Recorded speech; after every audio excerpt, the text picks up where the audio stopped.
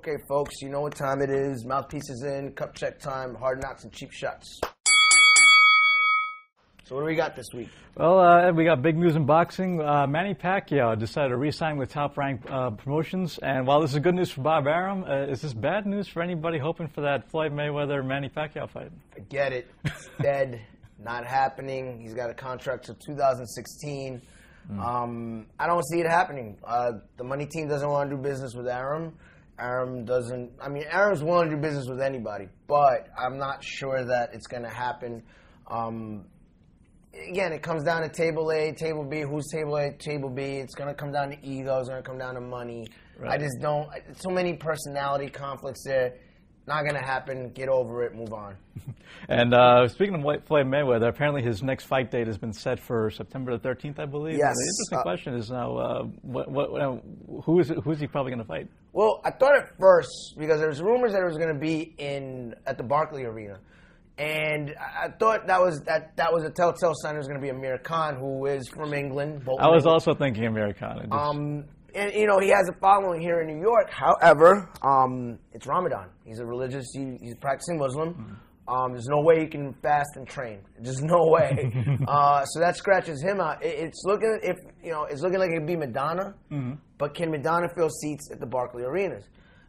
That's another story. Well, he did put up a very good fight against him the last time around. Got a lot closer than a lot of people did expect. Although, I mean, granted, I don't know if the rematch is exactly warranted, but or if he can be the big draw that's necessary in this case. But he did make a case for he can put up a fight with maybe the best pound-for-pound fighter in the world. I will say one thing, sports business-wise, I don't understand why they're coming to Brooklyn. I'm born and raised in Brooklyn. I'd love to see this fight in Brooklyn, but the MGM Grand has capacity for way more people, which means more money, more gate for Mayweather, who always gets a piece of the gate. Unless they're going to charge triple or double or whatever, it just doesn't make fiscal sense to bring the fight to Brooklyn. And moving on to MMA news, UFC star Anderson Silva is still recovering from a broken leg, but reports are saying that he may not be able to finish his contract with UFC. I believe it was a 9-fight contract he had. There's no way he's going to finish it. We all saw the injury. Legs are not supposed to go 90-degree angles.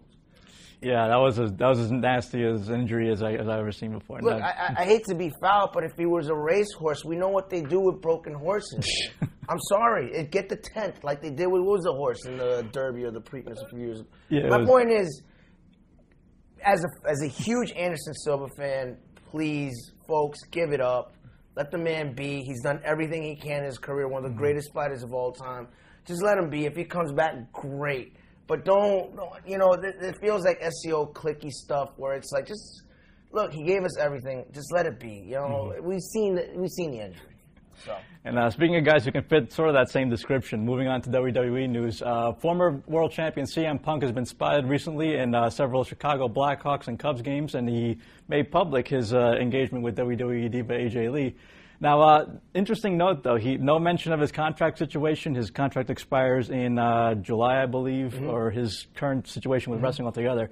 What do you think? Is this a telltale sign that he's done? To me, it's the telling thing is mention of the wedding, no mention of the WWE as a company, no mention of the company, no mention of his career. The guy's just become a professional sports fan, following the Blackhawks and the Cubs around like they're the Grateful Dead, which I applaud. Anytime you can walk away with your sanity and with your head held high and still keeping your money, you've done good in life. So I'm okay with this. Another thing, fans, let the man go. Let the man go. And that wraps it up for this week's edition of Hard Knocks and Cheap Shots. Remember to tune next week for more. And to continue the conversation, remember to log on to LatinPost.com. I'm John Paul Salamanca, this is Zen Molina, and we are punching out.